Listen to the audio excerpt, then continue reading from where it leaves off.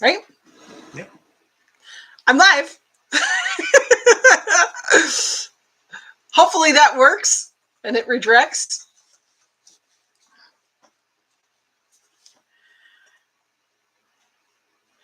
Thank you, everybody that came into our premiere tonight over, obviously on the same channel. I don't know. It's something we've never done before. We've tried it and kind of like it. You didn't hit cancel. Oh. Close that one. Oh. So did it posted the link? Yeah, right there. Okay, good. Let's see if it works. So Remy was first and Urban Homesteading second. Good job. We'll see if it worked. I'm going to see if I can unpin this message because we don't need it at the top now. No. Good, good. I'm going to just put you at the top chat so we can see everybody. Oh, that could be where I was going wrong. Live chat make a difference? No, there we are. It didn't redirect. Ah. Well, YouTube told me it was going to redirect. So our first our first effort at it has not quite been successful. But anyways, we wanted to try it because we watched Darren's video earlier this week. And if you haven't watched it, definitely go check it out because it's a really good one. I don't know, for those who were watching too, I don't think we did. There's links in there. There is some links in there, what do you call them, cards. But it doesn't seem to show them on. They didn't come up, and they don't seem to come up in the premiere, but they are there. Okay. So yeah, so hopefully they'll. Anyways, we did link Darren's video and a few other spots in there, so definitely check it out. But it's been something that we've been talking about on and off for a while, and then it started kind of creeping up, and you see it posted, and then it was like, you know what, we're gonna jump on this bandwagon too, with Darren's permission, of course. We got his permission first. But anyway, so how is everybody tonight? Yes. Hopefully we didn't scare you off with the doom. Hopefully it wasn't too much impending doom. I think by the end of it, I think that's the one part about things is there's always positive messages, but sometimes you need the shock value to be like impending doom, but if you do this, hi Brampton Gardner, you might be able to avoid impending doom. Exactly. There is hope. Well, this is it. So anyways, it was kind of a different angle. It was not so much about getting the elusive homestead, but more just doing what you can where you are. Mm-hmm. So thank you everybody for watching along with us on it, and we appreciate it. So I'm glad. I think that was probably our the Sugar Beets was a really good premiere too, but that was probably one of our best premieres to date. Yeah, we haven't done very many of them. No, but kind of fun. We appreciate everybody coming a little early to watch it. I see Belly Acres has got baby chicks hatching, which is awesome. And I saw Bev was saying she thought it was very informative. So that's good. That's what we try. But try not to ramble too much. But never too late. You can always get cremated and get spread with seeds. Well, there you go.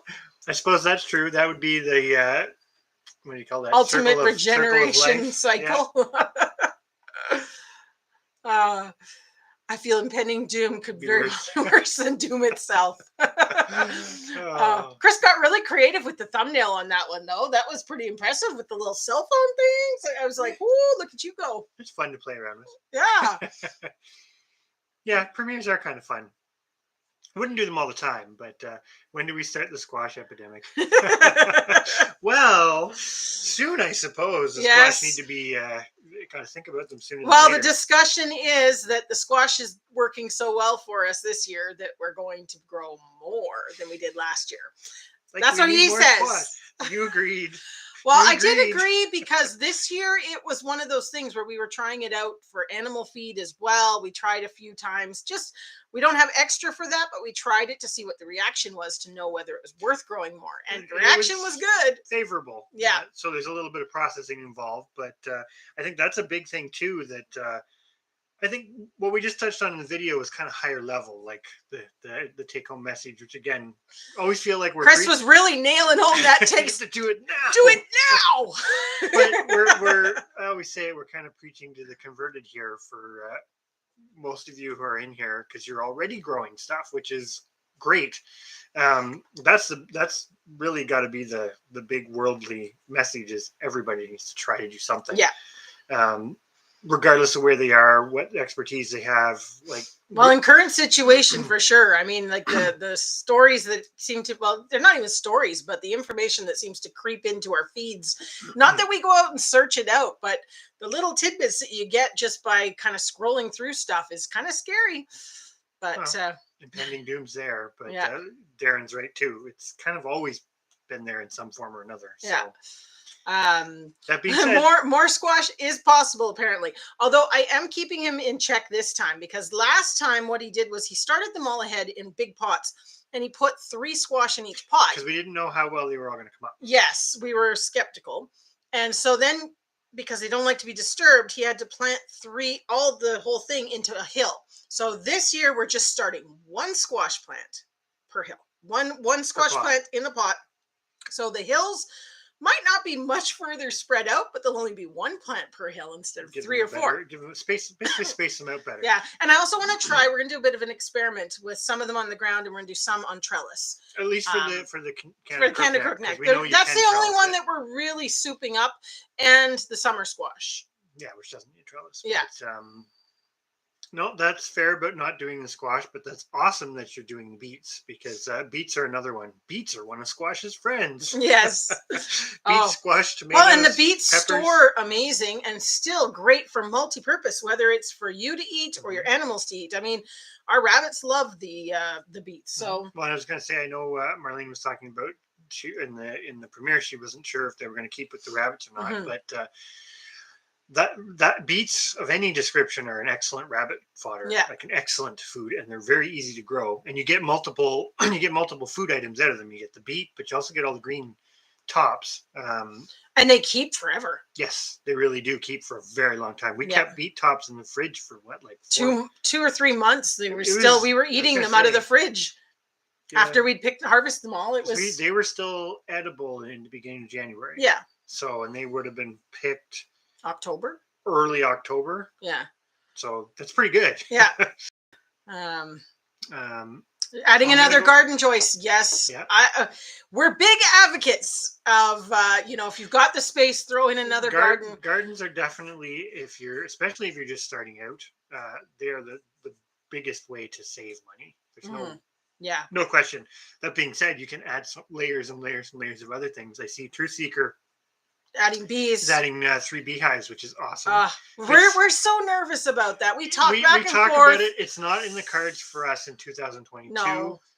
We'll see about 2023. We'll see if we get bold. But we're really fortunate because there's nobody else around here that has bees. Not anybody near us. So there's no. Well, I don't know if that's fortunate or not, because we don't have the pollinators, because nobody else has bees. And that's what Bucket List is saying too, about Bucket List Homestead saying about all the beekeepers are having like 90% losses. Yeah, that's what I'm scared of, because it's a big investment to then lose it. Well, and unlike a lot of other livestock, you're not as isolated, right? Like your chickens and stuff can be kept on your property, and they're not super influenced by things outside of it. But bees are not that way, so it really depends. Have you got that fire turned right up? It's not too bad. Okay. Just don't want to burn the house down while we're live. That's awesome, honey badgers that you've got. You'll have chicks basically hatching from now all the way through, but they'll be bad now here. Oh, you got some bad snow and weather? Or is that what you mean? Or are you meaning about the influenza stuff? Oh, that could also be it, I suppose, yes. Oh, nice. Yeah, well, everybody should have squash. Nobody should be without squash. Yes. Unless they don't want If you're squash. within Canada and you need squash seeds, just send us a message. We'll make sure you get squash. The beets, well, we do quite a bit of things with them. We roast a lot of them. Yeah. We do pickled beets. The beet tops or salads and stuff. I also do, if you just do the usual thing, like what you do for making pickled beets, where you boil them and take the skins off. I just dice them up into cubes and throw them in, and throw them in either Ziploc bags, or if you're going to vacuum seal them, you could do that too. We don't usually have them last long enough to bother vacuum sealing. But anyways, you just toss them in the freezer just like that. They're perfect for, you could even just bring them out, you defrost them and drain the juice and just put them in salad, like with Yeah, they're good that way. spinach salads or anything like that. Or you can roast them. I just chuck them in with a pot of carrots and potatoes and put them in the oven on a cast iron skillet. And we grow the sort of normal type beet we grow is the Detroit red beet. Which is pretty versatile. They don't get as big as some, but we don't really use our sugar beets for any real purpose because we let them get so big that they get quite woody. If you harvested them young, if you harvest them young, they're amazing. Yeah. But we kind of didn't do that because they were more for sugar than to be eaten. Maybe in the future. Yeah. But that's an interesting idea with the. I've seen the horizontal. I've never actually made borscht. Sorry. No, we haven't actually. No. We should look into it. Should look. Do you have a good recipe for borscht? If so, send it. I'd like to try it. I have to look up what is Harvard beets. You have the pen. I do have the pen. I have the almighty pen. Harvard beets. I'm going to write that down. So is that like a recipe? Or is it a special type of beet to grow? It must be a recipe you're meaning, like it's some type of way to cook them? I definitely agree with Remy. Use all the space you can. Then your parents' space. And then the community garden. And then, yeah. Well. Then get your chickens over to your friend's place and get another barn. And I love it. Hey, Joan Sue, how are you doing tonight? Oh, and hello, Tinker's wife. I think I forgot to say hello to you, too. Roast them with a little bit of honey. Yeah, that would be very good. I do them when I do them with the I do them with potatoes and carrots, and if I have parsnips, I would do it at the same time. And then I toss them with a little bit of celery salt, and then balsamic vinegar drizzled on them, and then just put them in the oven on a cast iron skillet, and they go beautiful. Truth seeker, that's awesome. You have all those various varieties of things. Wow! I know you were talking in the premiere about sort of the perennials, which we didn't really get into it in that video, but perennials are a great idea. Yes. They do take a little bit of thinking to figure out where to put them. Especially fruit. But that's part of that succession too, right? Is the annuals are great. The annuals can do a lot of work for you, but you do eventually, as you add layers, having perennials is definitely a really good idea.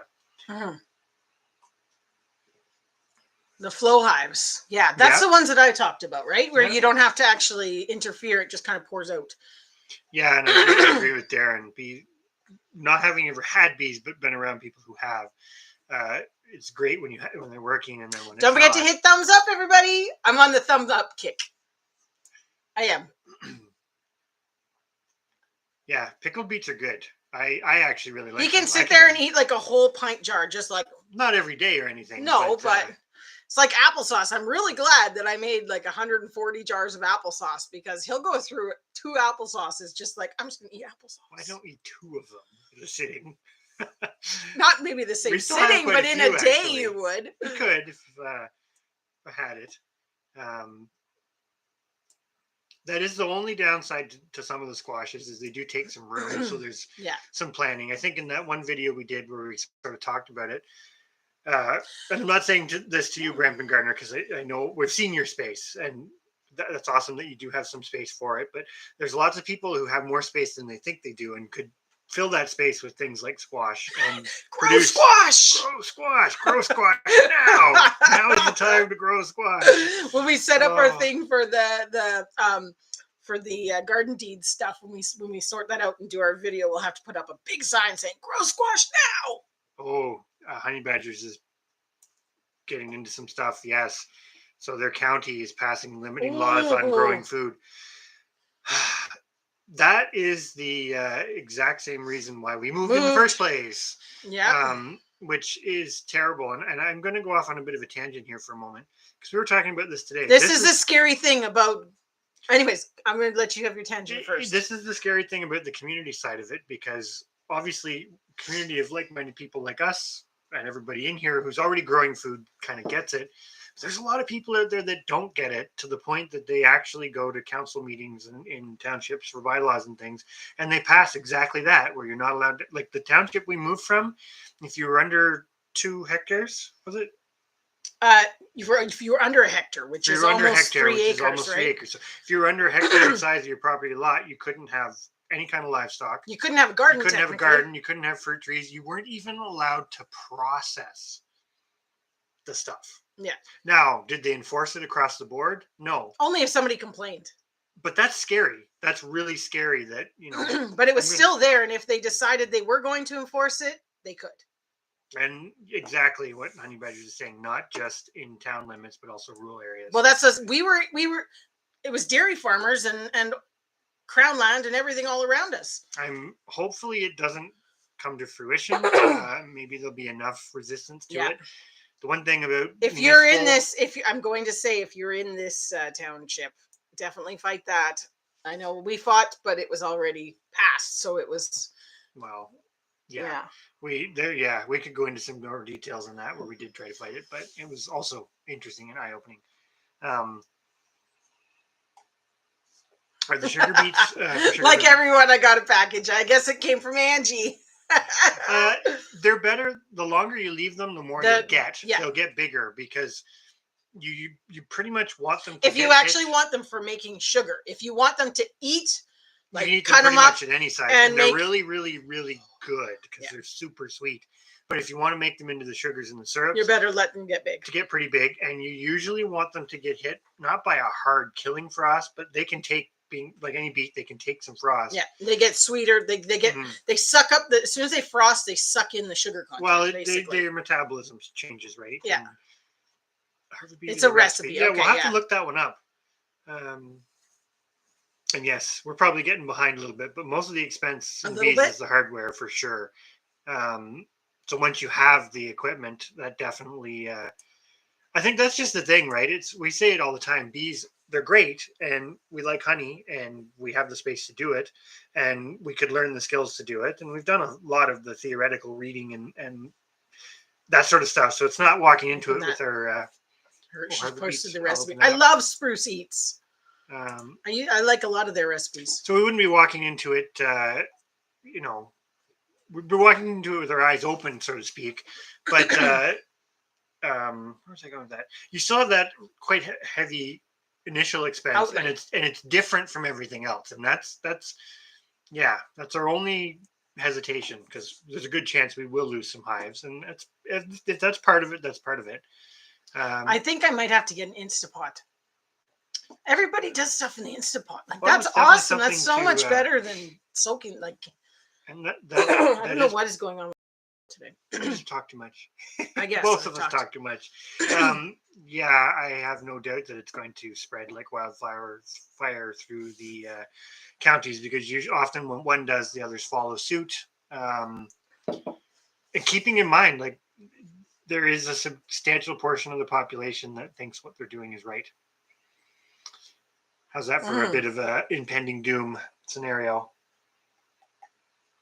But I'm sure there'll be some other comments in here about that topic. That was my thoughts as well. They're a true seeker. I think we're still talking about the hives, the flow hive. I think it's awesome. So, but yet, like you said, a lot of people have said no. So I don't know. I'm going to wait and see how you do with it, and you can tell us. Joe and Sue are already tired, but then I was going to say, you guys have been doing maple. Yeah, you've been pulling it. One of those things, when it flows, and you have to be taking advantage of it. Does it feel like it's been a decent year for it? I mean, it seems weird here because we've had really, really warm temperatures and then really, really cold. The last few days we've had cold at night and up in the day, which probably would make it flow pretty good. It's just vinegar, sugar, and butter. I'm going to have to check this out. It sounds right up my street. I'm going to write this down too.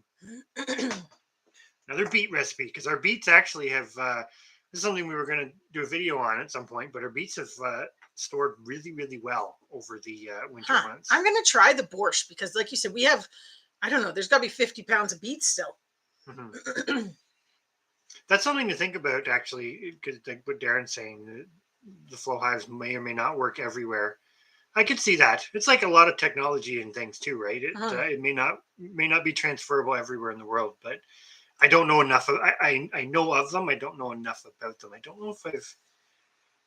Hey, Lance, how are you doing tonight? If I've ever actually known somebody who's had local who's had one.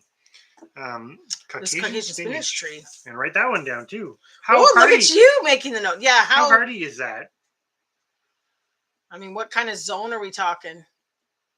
just out of complete curiosity. Somebody else was talking about a tree that I wanted to mention to you. Now I forget what it was. Oh well. Hey, Chrissy, how are you doing tonight?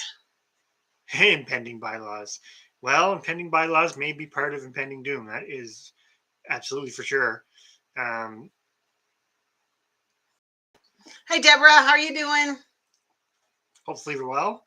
I'm not sure if I planted more of the garden. Garden Angel will be doing a lot of squash.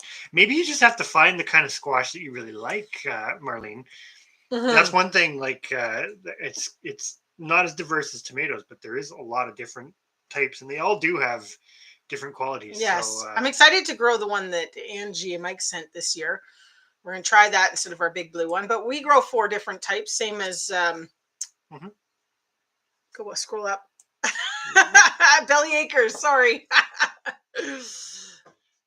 No, it's good to have the 4 kinds because you get some diversity. You just have to think about which variety of the 4 species you're picking. The Brampton Guard's asking what size garden. I assume that's about this the bylaw thing, which I bet you it's any garden. Probably. Yeah, definitely agree about the unorganized townships, but at least in Ontario, eventually they will be organized. Yeah, that's especially as more and more people move to them, it'll end up happening because there was we were seeing there's money to be made there. There's where there's money to be made, things will come. Don't get started on regulations. It's absolutely yeah, it can go. Well, it's one of those things. I think again, a lot of us share very. What are you talking about? Very similar views on it. That is interesting. That what you're saying, honey badgers, it's based on global warming and gardening, and animals make it worse. Well, but this will be the next thing. And it sounds so funny. Oh, here comes the doom. Ready for the doom? Well, it is the doom because it will get to the point where I know, but I was nobody wants you doing to be a doing build it. up. I was doing a build up. It's like talking in Mike and Angie's live the other night about donating to the food bank, and in Ontario, you are not legally allowed. They're not legally allowed to accept it from you as a backyard gardener. It has to be from a certified food processing facility because a food bank is legally considered a food processing facility because they store and distribute food. At face value, those words, there is some sense to that, but it just totally gets out of context. And then you end up in a situation where now, and you still have a substantial portion of the population that thinks that's the best course of action. And I'm going to keep going down in the chat. Yes, the sugar is kind of like an antifreeze, so they don't get completely destroyed by the cold. That being said, I know they do grow them in colder places, but I think the sugar beets are more cold tolerant than, say, the Detroit Reds. But I pretty much know the Detroit Reds won't last outside on their own. Like, we have to bring them in the winter before we plant them back out. And I would assume that the sugar beets would probably be pretty similar. The one thing I'm going to say, sort of a little bit about what Chrissy's saying there, but the one thing that drives me nuts is that there's all these rules for things that actually can help you, and yet, and I mean, no offense to anybody who has this situation, but I don't know how many times I've walked down a street and seen people's dogs barking at you from their front window in town, and they're big dogs. Well, or the lawns, right? I mean, keeping up with the Joneses with the lawns. It's like there is an argument to be made that thousands of acres of manicured lawn between all the suburbs and cities and this, that, and whatever of the world isn't a good thing environmentally either. And where I'm going to go and clarify with that is I'm meaning in the sense of being able to have chickens in town. If you can have a big dog, why can you not have chickens? I mean, socially acceptable, which goes back to the premiere a little bit about thinking outside the box, because I think that's one thing with the homesteading. It's going to, and I'm going to put the plug in right now. Darren's hosting a roundtable on Thursday night, so he's already put it up. So if you haven't gone over and hit the what do you call that, the notification for that to let you know when it is, definitely go and do that. The topic is, I'm not going to get the name exactly right, but it's about like basically getting your land or getting your area to homestead. But I think one of the things that I'm probably going to talk about at some point, or it's going to come up, is Doom. the thing. Well, that too, but the thinking outside the box, right? Because, and this is where I feel terrible, because we're always picking on the cow conundrum, and there's nothing wrong with cows, and there's a place for cows. But if everybody aspires to that, it's not feasible for everybody to move out of the city, get a small homestead, and have cows, because that's exactly the scenario that will end up with more laws and more restrictions. But there are lots of, that's why I said about the smaller animals, there's lots of other solutions, but there is no one size fits all for everybody thing. Yeah, I'm gonna leave that there. It should just be a right. Like, people should just have the right to be able to grow food. In Canada, food is not a right. Like, nobody owns. I don't know. We'll just Anyway. leave it at that without getting too. Don't get in trouble, but it's like, oh. I'm always labeled as the one who talks about impending doom. Well, impending doom is coming for us. So the faster we get gardening and growing food, and the faster more people get gardening and growing food, the more it becomes socially acceptable. The more it becomes socially acceptable, the slower impending doom gets, because impending doom can't overpower it, because you have too much of the population actively doing it. But if most of the population doesn't actively do it, then impending doom can bulldoze through and say, well, nobody's doing it anyway, so we're going to put this law for your protection. And how was that for a really fast speech? Oh, and it jumped. Didn't jump too bad. No. Bees are free. I do agree. You just have to figure out, because catching the swarms is pretty cool. We've watched videos on it, obviously, but I have a friend who is a beekeeper, and he's done quite a bit of that, actually. I've never been with him when he's done it, but we are going to talk to him this spring about bees. Still, bees aren't likely in our forecast, because we'd like to get some other things sorted out before we get into something new. I'm going to say it. We basically have no intention, spoiler alert, we have no intention of adding any new animals to the homestead. New plants is one thing. This year, we're just going to focus on getting what we have running well. Keeping in mind that, we moved in the fall of 2019, so we haven't been on this property that long. We still need to get set up on a few things. So that's our sacrifice. We'd like to do some other things, but if we do that, we'll end up biting off too much, we think. But I'm definitely going to have to try the lemongrass thing, because that's I like lemongrass. I like growing lemongrass. So is this what you're going to do this year? You're going to try and catch some bees? No, I just said I'm not getting bees.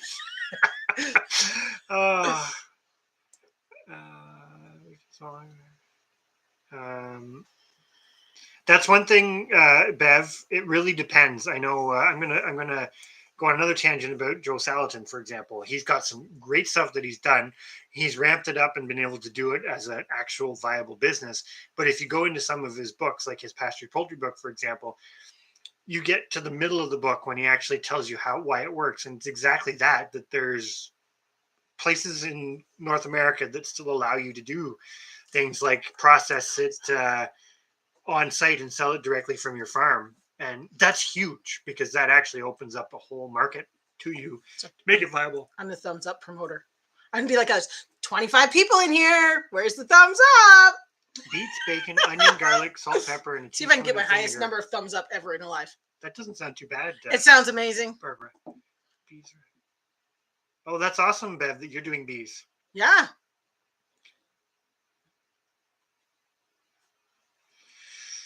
Well, and this is another thing, honey badgers, about technology, right? This kind of goes into the roundtable discussion we had before about technology, that we have technology collectively to do some absolutely amazing things. Like, there is no question about that. But are we, and I say we as in humans, are we applying it in a way that's actually good, or are we collectively just making more money off of it? I would probably argue it's the latter. Yeah. And a lot of the times things get done to suppress any possible thoughts that it may not be a good idea. So we will have to look up this spinach one, because it grows in Alaska. So that's awesome. That is awesome. I have it written down. That's really cool. I'm going to look that up. That really is wild, about having pepper plants in the front and them saying that they're weeds. That's crazy. Well, I don't envy you, Joyce. That's not a great situation to be in.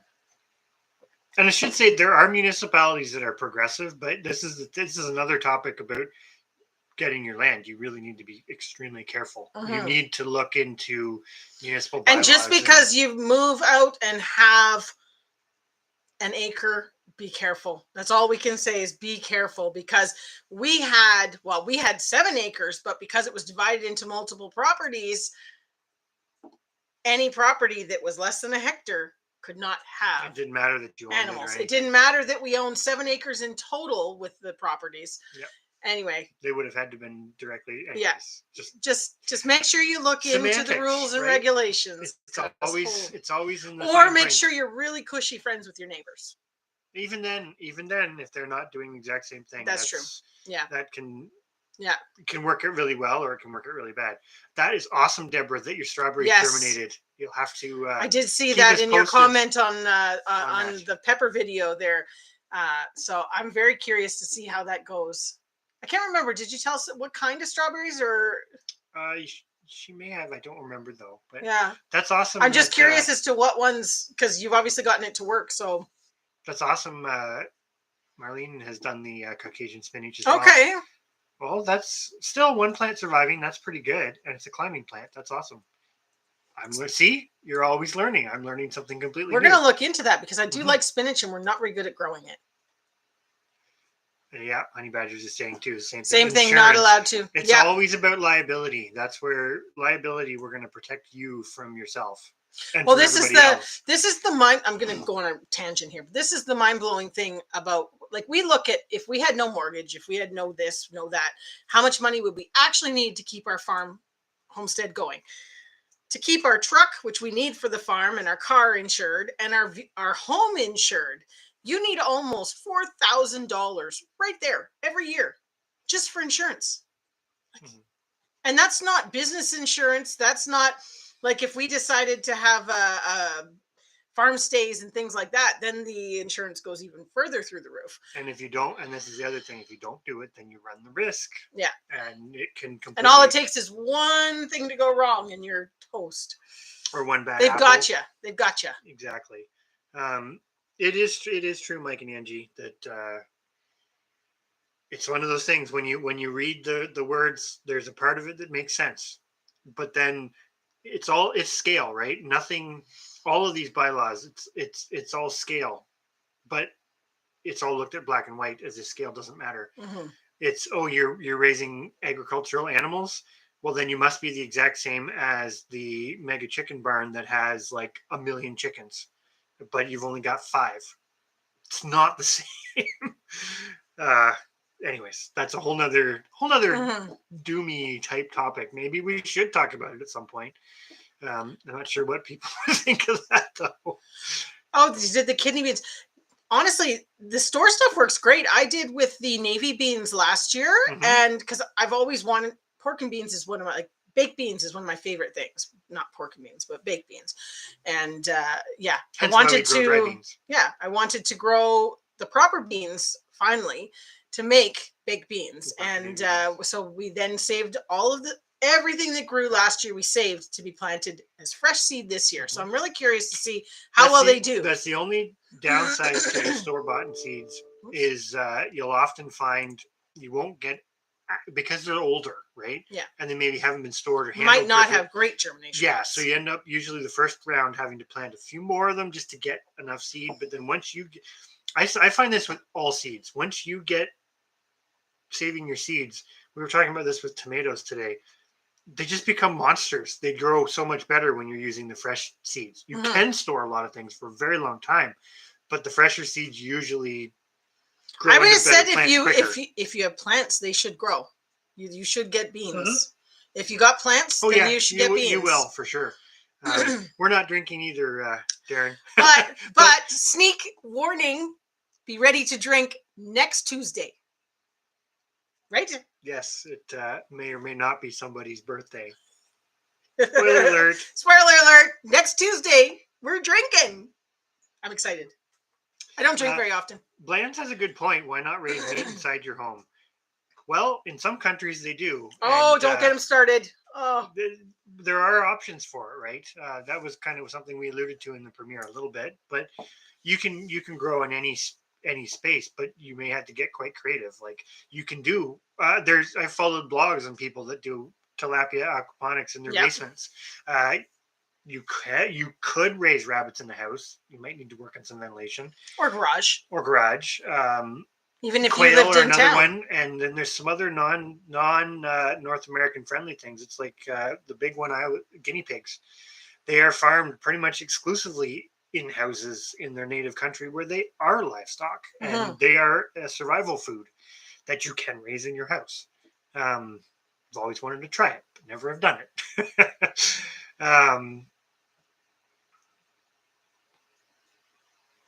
You can go to the extension office, apply and register the station.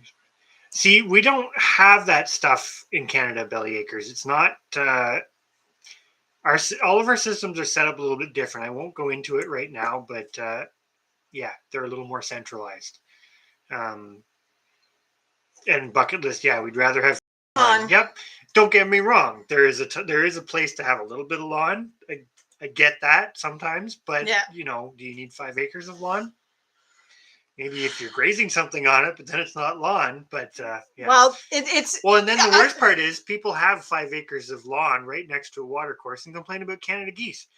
It's like Canada geese are practically begging to be domesticated. And you've given them a great lawn. And you've given them the perfect chance for it. Now, there's other laws that prevent you from domesticating them, but that's how it's all happened, right? Most livestock, it's never been a case of us going out and catching them, and there are some examples of that, but they usually tend to just move in with us, and then the relationship builds from there. What was I going to say? Oh, I think it makes more sense to grow food than to spend money on gas for no real purpose. Yeah. That's awesome that you just planted a second type of tomato, Jane. And, yeah. What type did you do? Yeah, very curious. See, this is what I mean. Like Brandon Gardner's saying, they can have chickens. You probably can't have a rooster, which is understandable. It all depends on the municipality, right? There, and that's like we look at it like Canada or the U.S., but then or a province or state or whatever. But it's the local stuff that the other stuff is important and matters, but the local stuff can really mess with you. I'll just put it that way. Yeah, rabbits in your house, quail, cracky hydroponics. You can totally do it. I do think though, it depends on how big of a family you're trying to feed, because you may need a really big house. But there are lots of ways around it. True Seeker.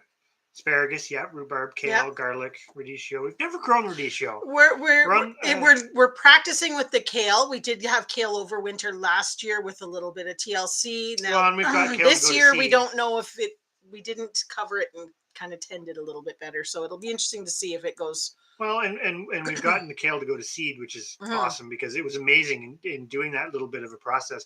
Like we got like thousands of seeds off them.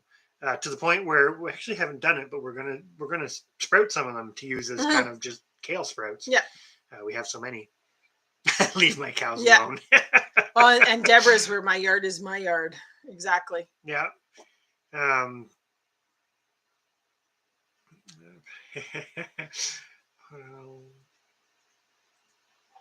lot less regulations on selling dog food, I found.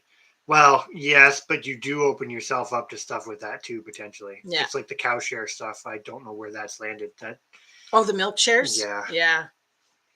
This is the thing of community is important, but at the same time, it would be different if, for example, we all lived as neighbors, because you probably would get along really well. We'd piss them off. But the reality is we don't. Just so you know, we have 5 roosters. We're going down to 4, though. We're going down to 4. But it is one of those things. It's like you can't do it all on your own, but you still have to a degree, because we're still the minority. Yeah. We actually, where did I see chickens? Growing food is a minority in North America. We finally had a I say a neighbor. It's probably what, half a mile? Or something like that. Yeah. Had chickens. Oh my goodness! Somebody else in the neighborhood has chickens. I do think that's awesome. Awesome what Brampton Gardener's saying about the city of Brampton being basically That's really good. promoting it. That's great. That's very progressive. It's amazing though that you have rural areas that are doing the opposite. It's just that boggles my mind. Cows or beehives, I'd probably take beehives, but everyone is. Well, and that's part of it too, right? It's like I think that goes into it's like what we said about the you need to start doing something right now. But if your ultimate goal is to have a herd of cattle, and that's fine. There is nothing wrong with that goal, but you're going to probably go on a different trajectory than somebody, like you said, that maybe just wants to have bees.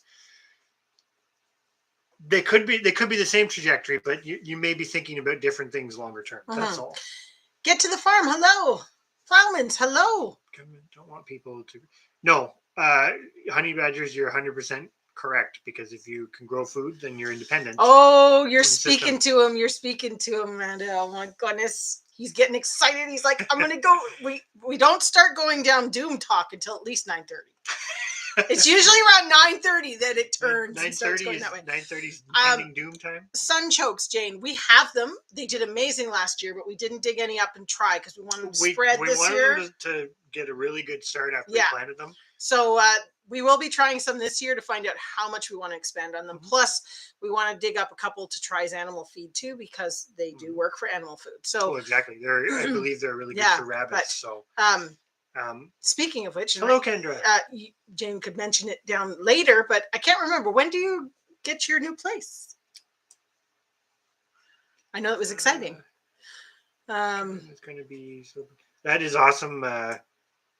Okay, they taste like turnip. Okay, I don't mind turnip. I have eaten them at some point in my time, some point in my life, and they were good. But I don't remember exactly what they tasted like. But I definitely wanted them, and I was lucky enough. My friend Miles gave me some, which was awesome. Yes, so we got a good start. And this is another part too. Like, it's like doing things like the Canadian Seed Challenge and all this sort of thing. Like, my thing is, I want people to grow food. I want people to have partridge chanticleers. I want people to raise Icelandic sheep. I want people to provided they have enough space. Yeah, I want people to raise the different kinds of squashes. It doesn't mean that everybody has to do it exactly the way we're doing, but if anybody wants to do those things, it's like, yeah, because we need more people doing it. Just because we are the minority. We are a minority. That's the part that I have a really hard time with people is it's, and this is our big thing. This is like the seed giveaways and things like that. It's the more people that do it, the easier it becomes. Yes. And that's the part that I don't understand. Like when I'm going to go on a rant for a moment here about the Guinea Pigs. When we had them, we had a vision and we would have done it. But, we reached out to so many people to trade registered Coonies. Nobody would trade. All it was about the money. And it just was unbelievable. And to put it in perspective, and they didn't even see that having more people do it was beneficial. But it isn't beneficial because it's not beneficial to them. It wasn't beneficial to the way the economics were geared, because the economics are geared not for producing food. They're amazing for what they are. But at $1,200 a pop. Wickershire Project, hello. I sometimes debate if I'm human too. So, but at $1,200 a pop, like, it's not accessible to your average homesteader, but it's very lucrative for those who have them. And when they have litters, you have people selling everything from a litter for $1,000 without even going through and they're not selecting, they're not anything. Yeah. So it's like everything is a valuable animal, and it's like, well, no. Like it's like the rabbits. When I sell rabbits, I don't sell everything because there's culls. There's some that just don't make the cut. You have to put the animals to work if you want them to do well in the long term. Anyways, that was a little bit of a rant, but I was going back to Belly Acres and your comment about going to need more garden. Going to be a big garden this year, and we are in that same predicament that we made the garden bigger last year, and this year, as we start going through all the things that we want to do and start and expand on, I'm a little bit concerned how big the garden's going to have to be and how much work is going to be involved. I've already told Chris, you better have time booked off from the end of April till May long weekend, because I don't know what we're going to do. I do. Watch this space, see if we have a meltdown. Oh, We there'll promise be we're not going to meltdowns. end up divorced, though. There'll be meltdowns. Evil will always triumph because good is dumb. What is that from? That's from Spaceballs, is it not? I think. Oh, gosh. I'm sure that's Spaceballs. Yes, over 20 thumbs up. Everybody, I'm on the thumbs up kick. Let's keep it rolling with the thumbs up. I like that. That's awesome that Deborah's adding 2 more raised beds. That's fantastic. Yes. Oh no, Spaceballs. Yes, I was right. I knew I was right. I don't know how you remember that kind of crap. I remember all sorts of things. Like, I remember he can all sorts of recite things. like all these shows and whatnot, and it's just like I can't even remember what I watched yesterday. Kids have been asking if we're going to grow a garden off grid. Told them we need dirt. My 9-year-old daughter looked around and pointed at the ground. So what is all this? Well, that's We need special kids dirt. are funny. Kids are funny. They really are. You can even get free land in Iowa. Wow. That's pretty awesome. Maybe we should move to Iowa. No. No. Could you downsize to a smaller lot? Also true. That's a good point, Red. Now, if they're going to give you maybe 10 of them. Also true. Ren Homestead has a really good point about the turnover with government, right? Because it's not. Oh, this is the. I'm not going to go down this road right now, but the Great Awakening and this thinking that there may be these orchestrated plans. There may or may not be. Leave that up to debate. But you're right. You have turnover, so the biggest thing is getting reelected, right? So you don't necessarily look too far ahead. Now he doesn't have to worry about re-election until 2025. Well, that's only one level. And the best way to say you're doing something is to put the end beyond when you would be done your tenure. So it's like we have a 5-year plan, but you're only in office for 4 years. Well, you better vote us back in so we can get the 5-year plan, and that 5-year plan is going to turn into another 6-year plan, and rinse and repeat. Everything is going. Those who don't see, need to reassess. Well, and I think that's part of the point of why we did that. I mean, it's super high level, but very true. Fresca strawberries. Can you write that down? I've heard of Fresca strawberries. You'll have to keep us posted on how well they do. We didn't really get into getting strawberries this year.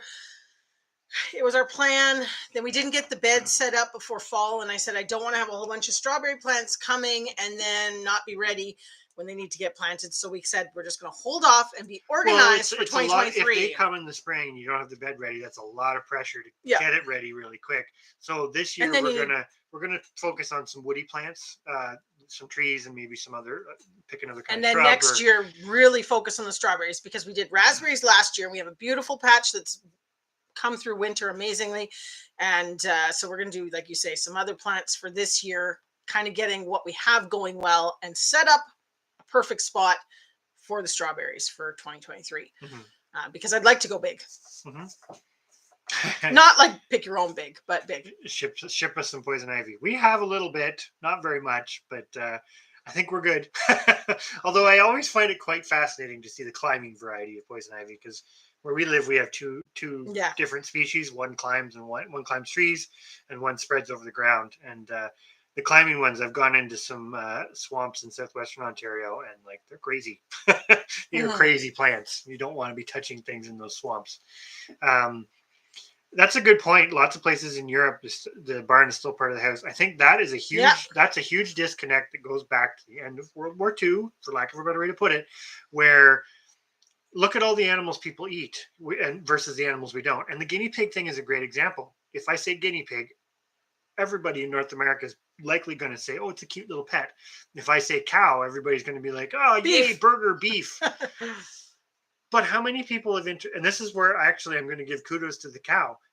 Cows are intelligent. Cows are able of their own thought. They're no different than any other animal. Are they annoying at times like any other animal? Absolutely.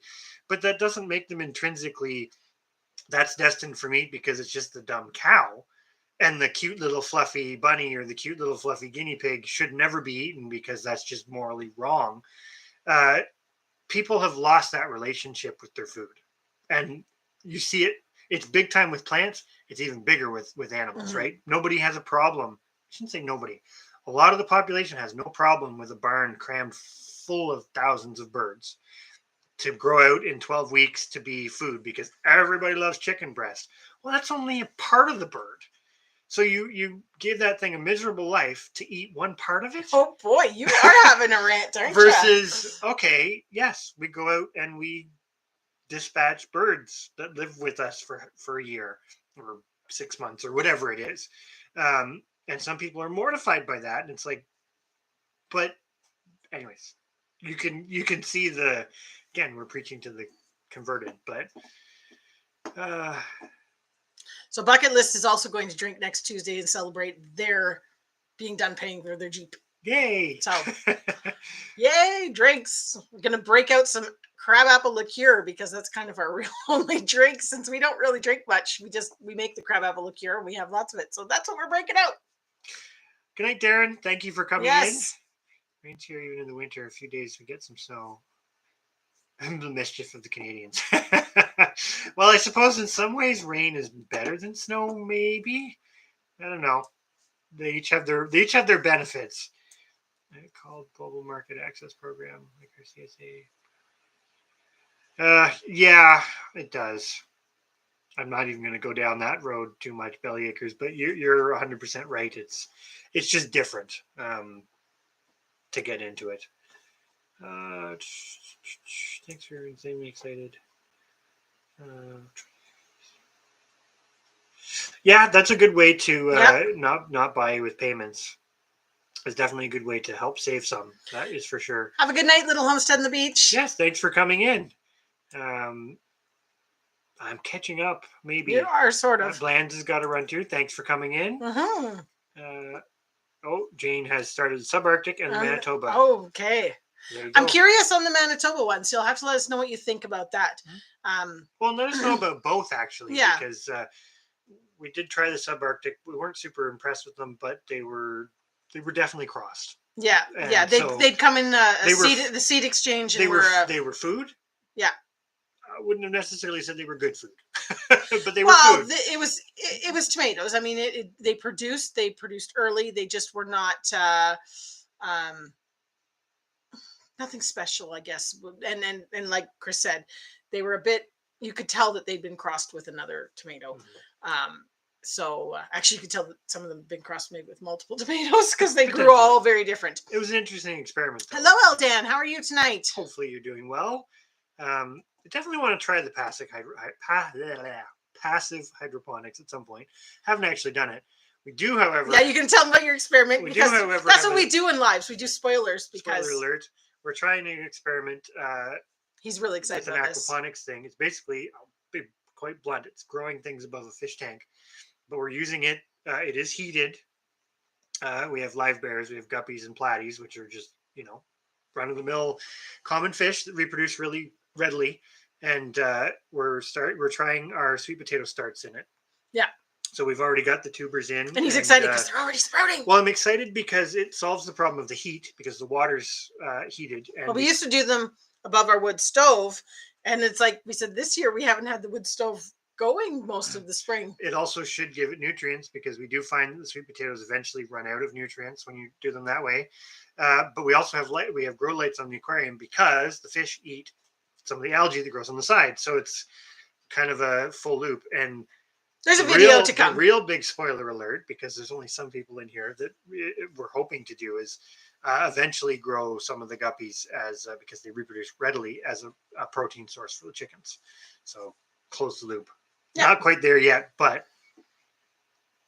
thinking outside the box, I suppose. Closing at 22nd. That's it. I know it seems far, but it'll probably come quick.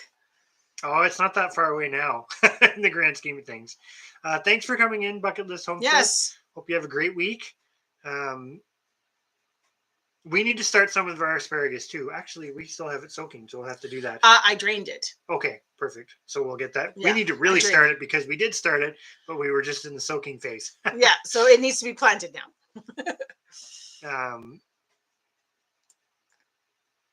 siblings don't want to garden too much work. Now I have them convinced you at least. Yeah. Well, that's good. It's a perennial, easy type thing. I will say it sometimes. Sometimes the people who are kind of closest to you in life, and I'm going to say sort of outside of YouTube, because obviously that's one of the parts with all this. You end up actually quite close to people that you interact with through YouTube, which was a total surprise to us. But sometimes they're the ones that don't understand what you're doing, which was one of the reasons why we started our channel. Because then it's like when people asked us, it's like, well, here's what we've been up to. Yeah. And sort of show them. Our asparagus all falls over once it gets to where, like, you know, if you miss one, it eventually falls over.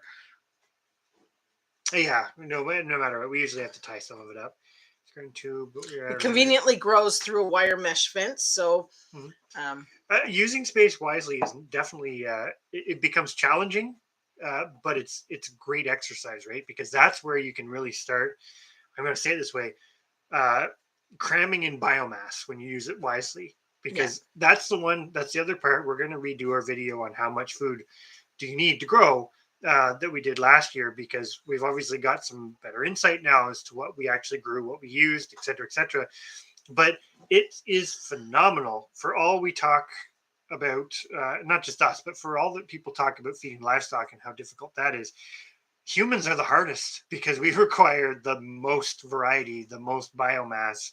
Like, we're crazy consumers. Yes, a cow physically eats more, but it can eat the same thing day after day after day after day with relative little negative influence. I mean, there's trace minerals and stuff, and yes, you do have to give them more than just hay, but anyways, human is the hardest part. The humans are the hardest thing on the homestead to feed. Yep. Plain and simple. Canning question. I've had a couple jars that didn't seal today. What were you canning? I guess that would be the question, as to whether it's something that can handle being reheated again to reseal them. It would depend on what it was. Like if it's a stew or something like that you can get it to temperature again to reseal it, yes.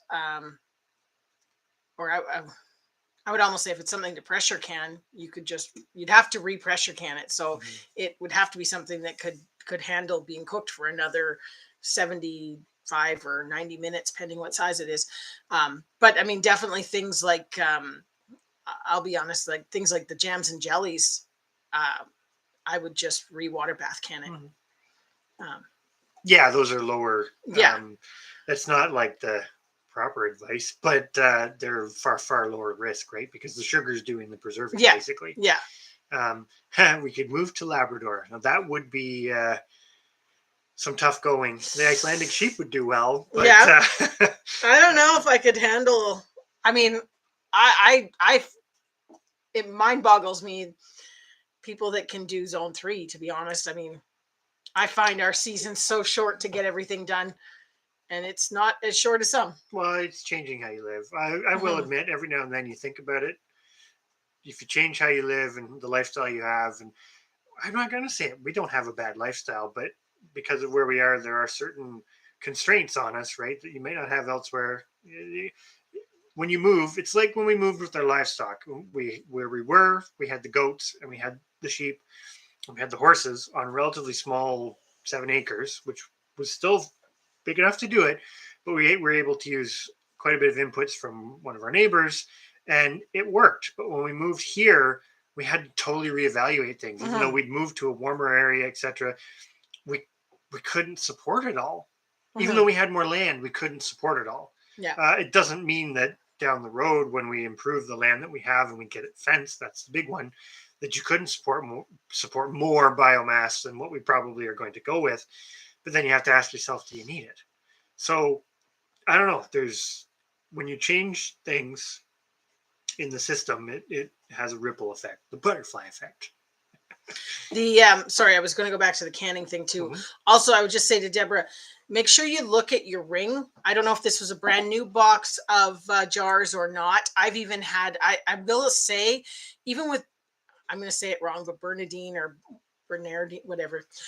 I've had to ditch lids and rings that have come with the jars, brand new out of the packet. So if it didn't seal, just make sure you're And if they're new ones that you bought, I'm gonna say this, like dollar store ones that are still the Bernadine, Bernadine, but they're from Dollarama. They may be not factory rejects, but they may be There's- batches that there's yeah. something wrong with them, and you've been finding that often there is the odd lid that's dented or the seal's not quite right. So just check them when you're looking. It's still a good deal. Yeah.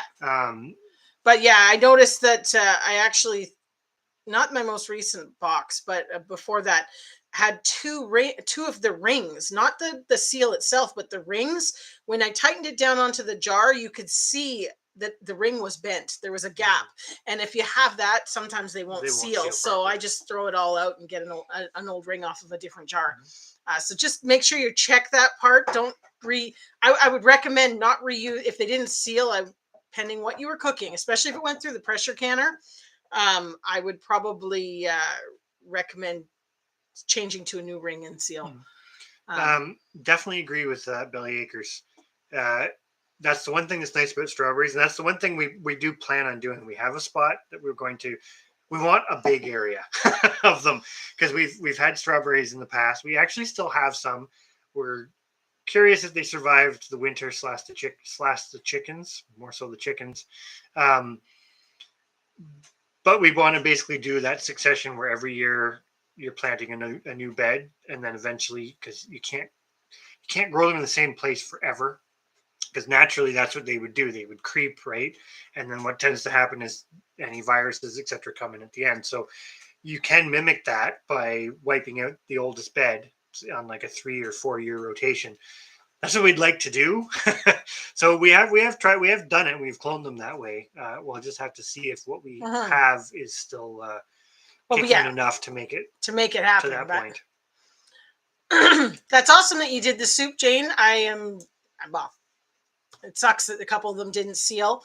I will admit, I honestly don't have too much issues with things not sealing, but the only other thing would be maybe there was, now I always do that where even when I do chicken broth, things like that, make sure I remove all the fat or the, greasier part off of the broth and that sort of thing. But it still probably tasted good. So Wickshire Project, guinea pig burgers.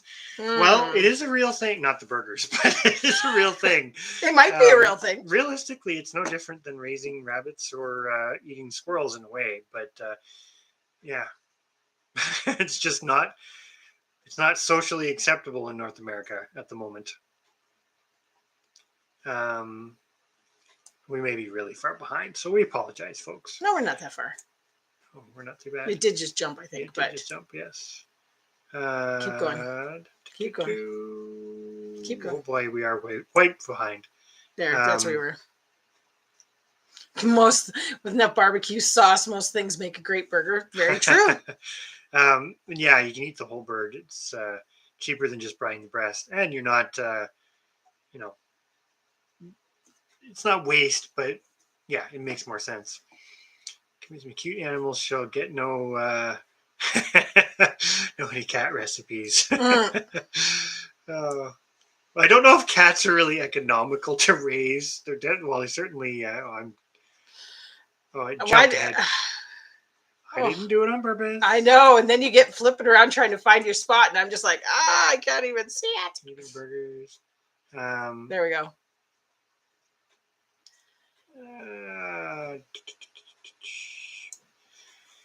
Did you vinegar? I think the lids are new.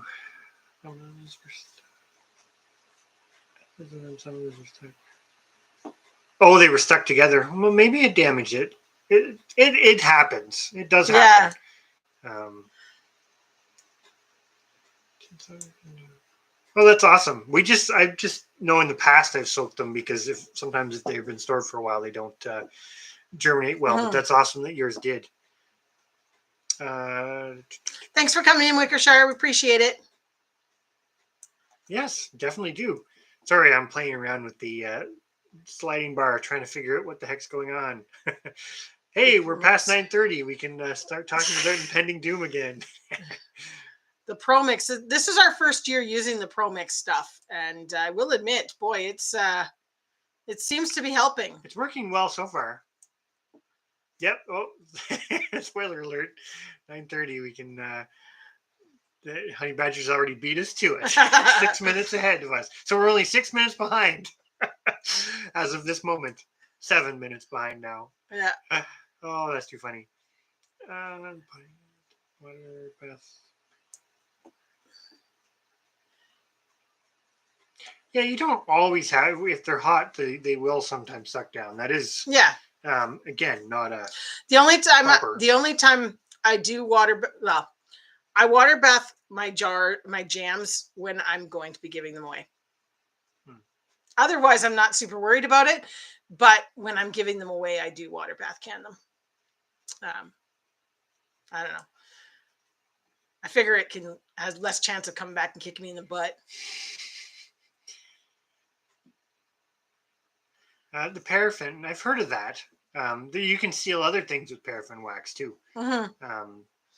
My grandmother used to do she'd make her jam, and then there'd be the wax. She'd pour the wax over top of it, and that would seal the jar, and then she'd put the lid on. Mm-hmm. Kendra's saying she's found a few that the lids weren't super great. Yeah.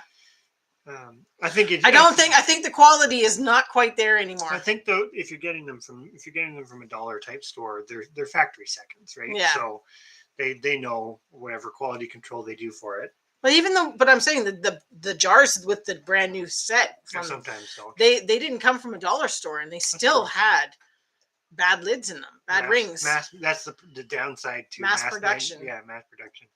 I like that. I rarely go with a hot water bath. I prefer a shower. Have a good night, Kendra.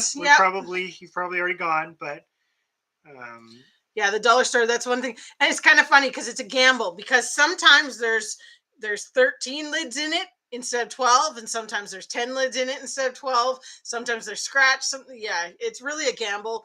You're getting them for $1 less, but sometimes it's not worth that because of the fact that you lose so many that are not usable. It is just a gamble. Angie bought 24 boxes. You'll still still get tons of usable ones. We do. I still buy them because you don't know if you'll get them the other way. But like I say, sometimes just make sure you check them, because sometimes I end up taking 3 or 4 of them out of, especially the ones that have an extra lid in them. If they've got 13 lids instead of 12, odds are you've got a pack of about 3 that are stuck together and scratched. So there's nothing wrong with them. They're just manufacturer seconds. How many hardy kiwis did you order, Eldan? Because that's something we were actually talking about. It's not super high priority, but it was Alex said that she was quite interested in them. So it's might as well try it, see what happens. Did you get when you ordered them? Did you get a male female? Because I know that they are one of those plants where you need both. But yeah, Chris is interested in getting those this year as well. It's crazy how when you go to a different store, it can be like almost twice the cost for the exact same thing. I would be curious to see if there was as many factory seconds in the. I'm sure that what the dollar store is getting are recalls. Likely. And they've got, because how many are pumped out a minute in these canning shops? But that's also one of the things in an ideal world, you would think that everything has a set value, but it doesn't. It all depends, right? It depends what time of year it is, what store it's in, what part of the country it's in. There's all these little things to maximize profits at the expense of. And canning lids are no different. Unfortunately, canning lids are essential thing for most of us. I do want to try now I can't even think of it. Anyways, I have it bookmarked on Amazon. The reusable lids, but they're super expensive. I think, wasn't it $29 for 4 of them? It was crazy priced. It was a lot. But and they don't have great reviews. But at the same time, if crisis comes and you can no longer get the canning lids, now I know Dan will tell me, then just ferment it, because that's the way you should do it. But to a point, it's true, and that's where I'm learning the fermenting skills as well, because I've always canned. And that's the thing about eating seasonal, because we were talking about that with our squash and our root vegetables. The root vegetables keep longer than the squash does, so you kind of eat the squash or most of it before you really get into eating the root vegetables. And that's another part. Eating seasonal is not what everybody sort of in the mainstream thinks, where it's like, oh, I eat what's in season, and you're storing those things for far longer. Yeah, it could even be, it's like when we did the thing with the geese and the amount it costs to keep the geese over the winter versus processing them all. It's like you actually physically could just eat them as you wanted them. That would be really cool, Bellyacres. I would definitely be into watching that to find out, because even if it's not something that I'm going to do, it's good to have the skill and the knowledge if you had to do it. And it depends what you're doing it with, right? Yeah. Because like you just said, again, disclaimer, not the proper way to do it, but reusing lids for that you've used for one thing that maybe is a little higher risk, because there are food items that are higher risk when you're canning versus things that are lower risk, like what you said, the jams and jellies. Yeah, my jams, jellies, pickles, I often use, that's the second time the lid's been used, usually.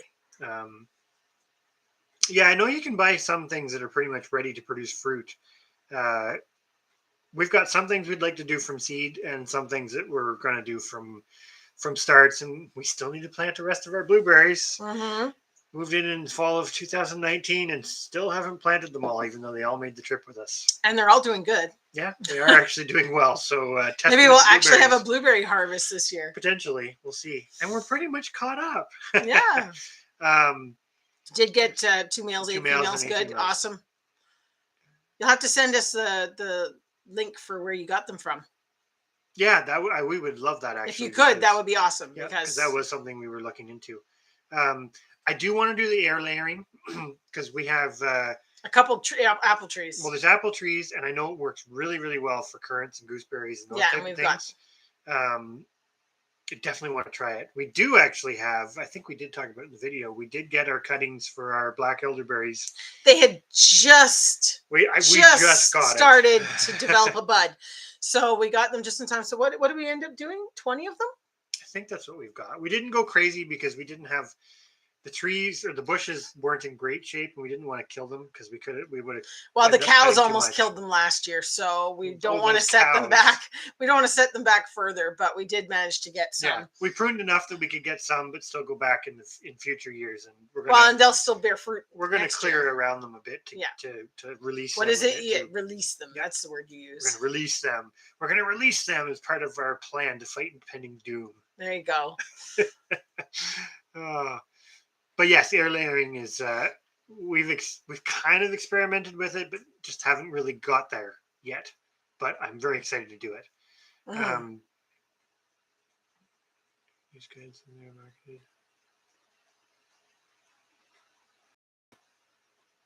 See, there's nothing wrong with that though. Like Honey Badger was saying with her store that she used to have, it's a good idea because, but it's just that thing of, you market it for what it is.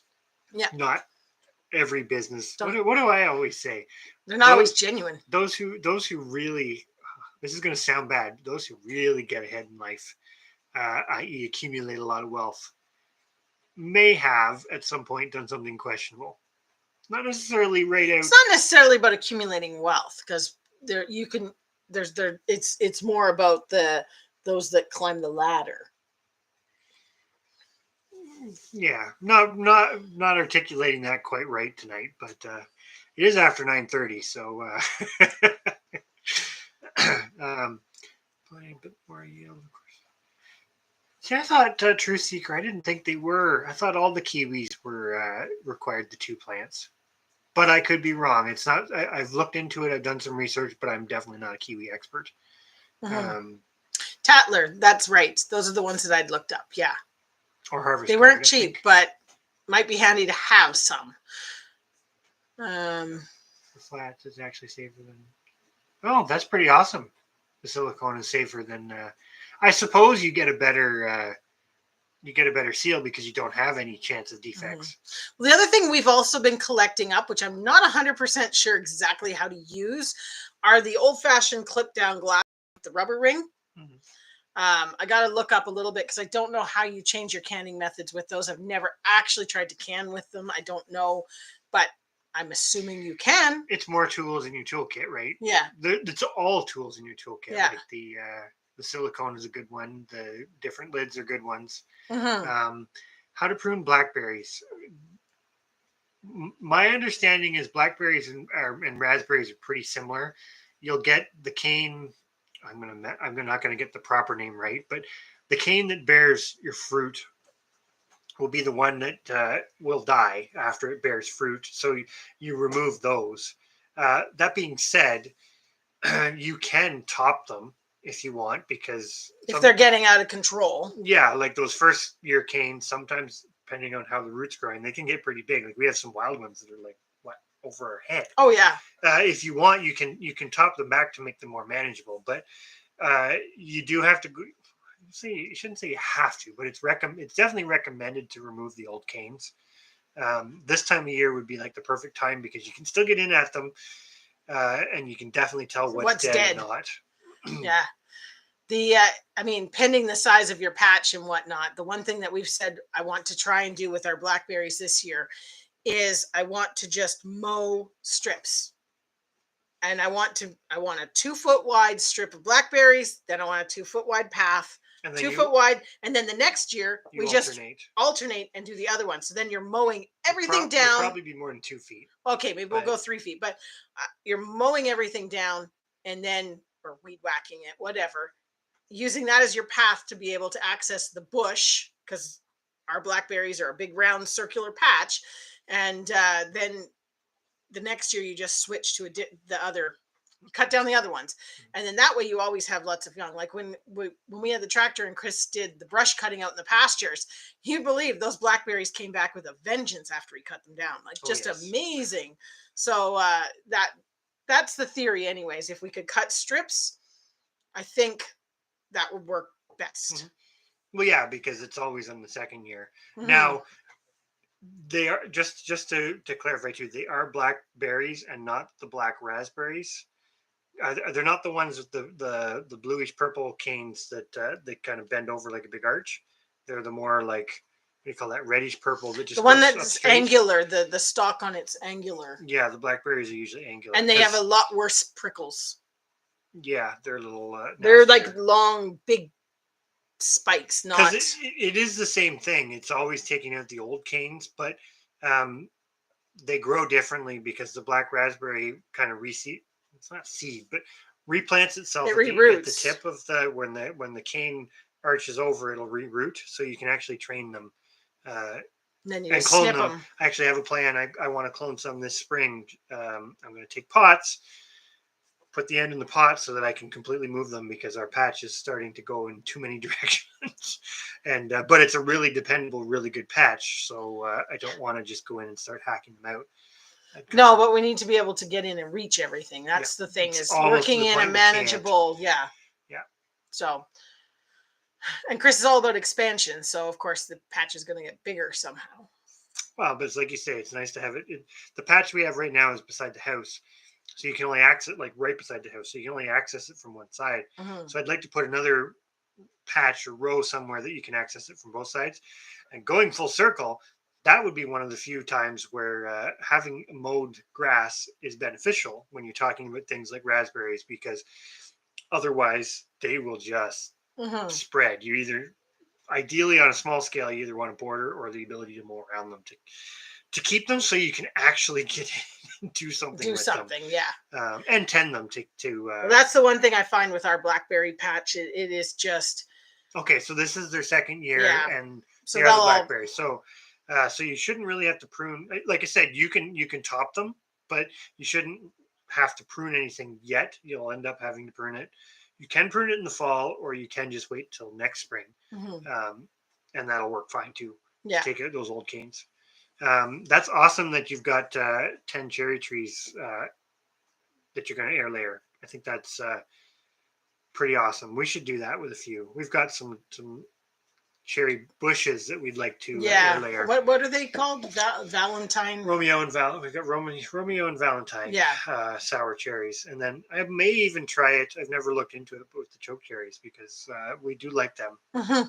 Oh yeah, we were just talking the other day. It'd be nice to have a few more. We have to release a few, and it'd be something that would be worth propagating that way. Yeah. 100% heavy cotton. Yeah, that's another one too. You're using that for the air layering to wrap around the pieces, the branches. I'm assuming. Or down as landscape fabric. Then yeah, black raspberry. Yeah. Black raspberries. I like them. They're a good taste. They're one of those fruits that. We should go back and do a video on the black raspberries or blackberries. You did the black raspberries. Yeah, we did the blackberries. We did an edible plant profile on the black. But you didn't talk about pruning, tending, any of that sort of stuff. No. Well, so maybe we'll should talk about that this year. Yeah, when we clone them. Well, it would definitely be nice. We'll take our viewers along on the journey as we tackle the blackberry patch. Also true. The endless sea of blackberries that you can barely get into. But yeah, gotta have leather, or not leather, but like chaps on, Well, definitely long sleeves to get at them. That's for sure. Yeah. Last year, our blackberry haul wasn't as good as the year before that, but I think it was just something to do with the weather. It may have also been the fact that we had a huge raspberry patch, and I didn't work as hard at going to get the raspberries. Blackberries?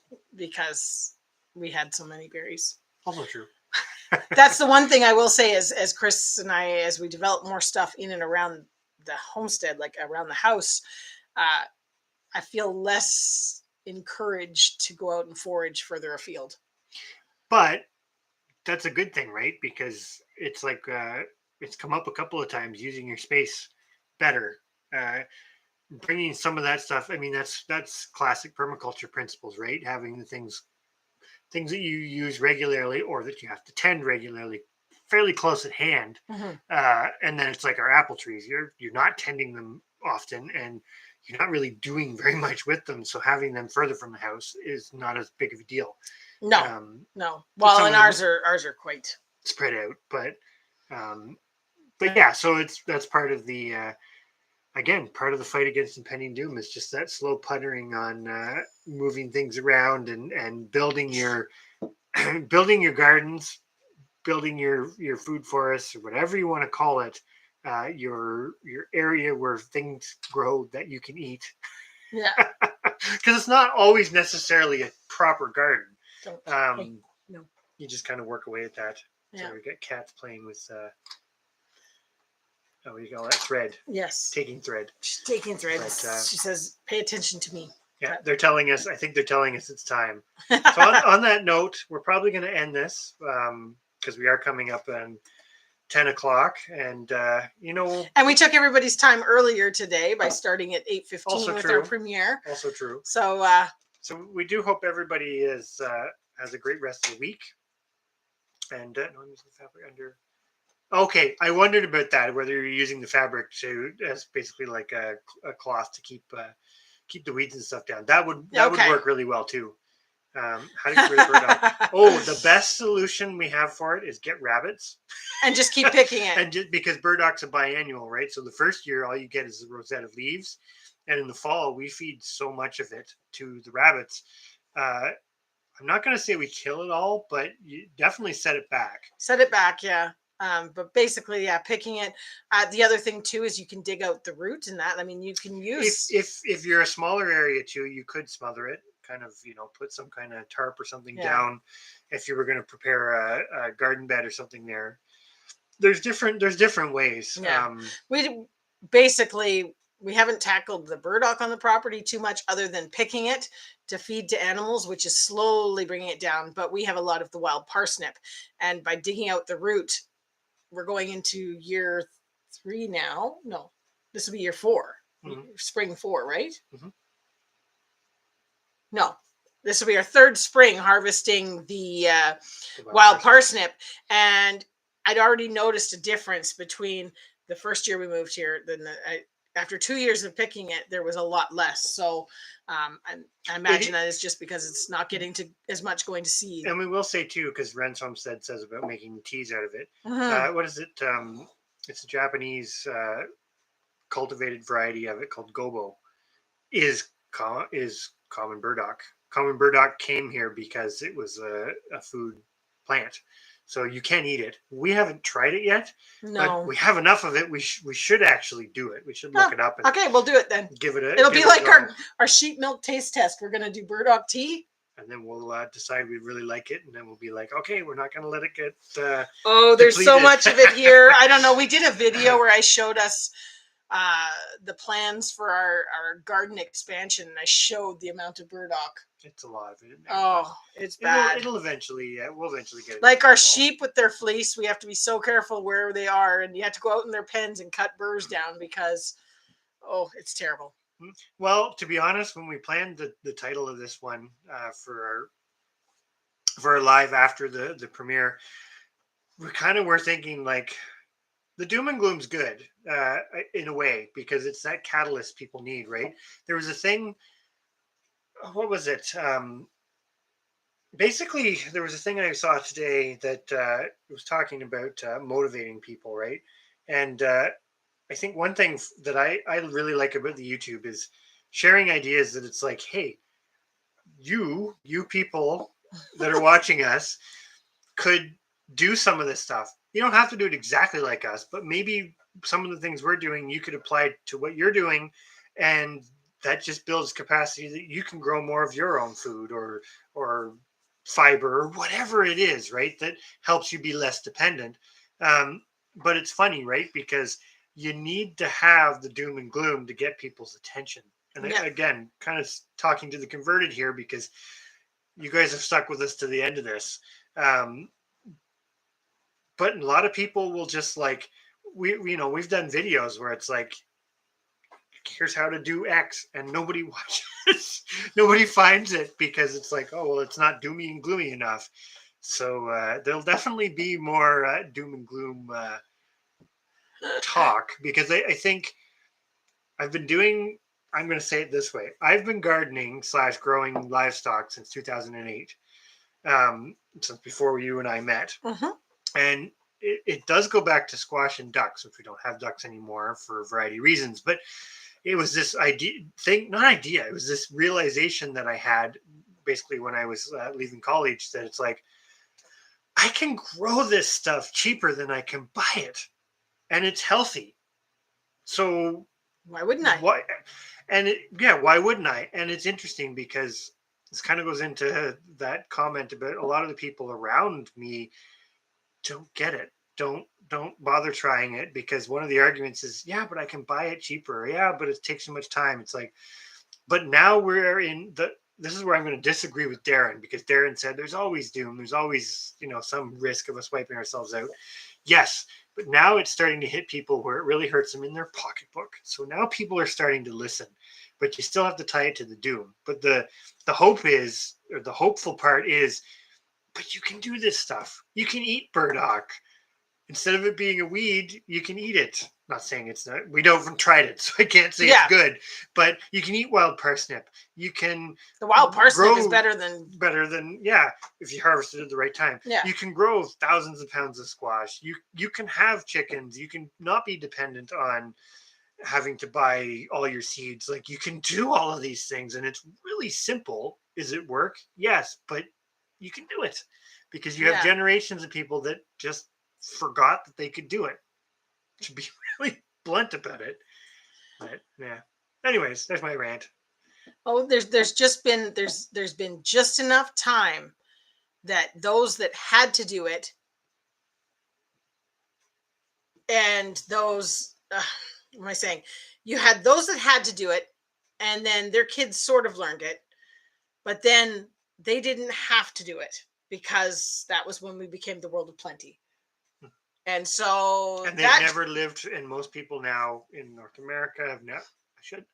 I'm making a generalization. I shouldn't do that, but there is a large portion of the population who's never really lived through that kind of tough times, like what Honey Badgers is saying, where Mhm. you have people controlling food supplies or telling you can or can't do this. It's like that's in our history in North America and Canada and the US. Just to be on, just because we're switching to the doom and gloom, or the doom conversation. Doom. I couldn't believe on my YouTube feed today. And yes, we watch like Canadian Prepper. We watch a lot of different other stuff. We watch sometimes the news channels, as scary as they are. Anyways, on my suggested video list today was a video saying 13 ways to get out of Canada now. That's Scary. not scary. I mean, never, ever, ever in my life did I believe that Canada would be the place people were trying to get away from. Anyway, that's some food for thought, as you would say, because I find that terrifying. That is now something that is starting to creep into people's thoughts and feeds and everything else, is how to get out of here. Well, and like Bellyacre's saying, motivation. What we're truly facing. I didn't watch it, by the something way. that many people are not prepared for. Exactly. Mhm. And this is where I'm going to say it. I like the prepping community. YouTube in particular has a big prepping community. There's lots of great people, but there's this mindset that seems to prevail. You just stockpile. But you need the skills. You need to be doing it. You need to be growing, because, like we just said, you can stockpile seeds for, yes, they'll sit on the shelf. They'll sit in the proper storage forever. Some of them. Mhm.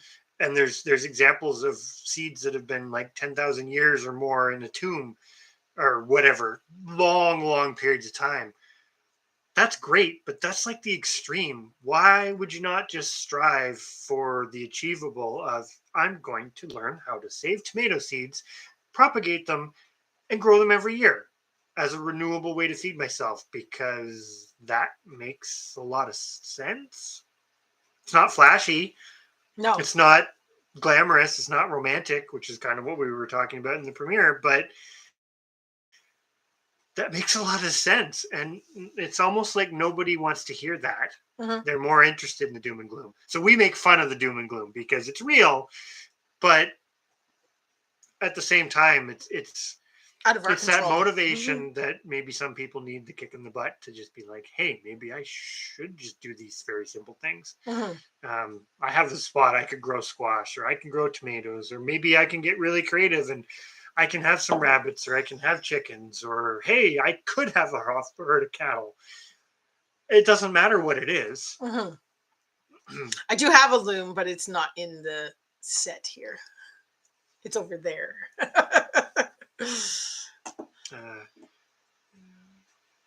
Who would want to cause problems with Canada? Well, I'm starting to think probably lots of people. Well, anyway. It's problems within Canada. And then there's layers to it, right? Because it's like what Truth Seeker's saying. You've got the one thing that comes up, like when we went through our economic digestion, and we haven't really finished going through some of the data. Data collection is a good thing, can be a really good thing, because we collected a lot of data from last year, but we looked at our economics and still proved that it was cheaper to grow your own food. And that's not even factoring in the healthiness of benefits it, or anything or the like quality that. of it. That was just like, yeah, if Going, I had to buy it at the compared to grocery store, cheap run-of-the-mill grocery store, it was still cheaper. Which that is where it starts to bleed into a really scary thought. Mm-hmm. And eventually they'll control what you can grow too. So, but you are what you eat, and you can interpret that in many levels. So there's some more food for thought, or thought for food. Yes. In the face of impending doom. On that note, guys, thank you for coming in tonight and for sitting with us and chatting about all these good things. Remember, next Tuesday is my birthday. We'll be on again. I'm going to say too, the one thing though, Crucy, we have a lot of resources. Keep that one in mind. May not have a target, but we've got a lot of stuff that other people in the world may want. Yeah. On that note, we are going to head out. Thank you, everybody, for sticking with us so long. And I can put my thoughts on. Yeah. Yeah. Yeah, good point. exactly. Deborah.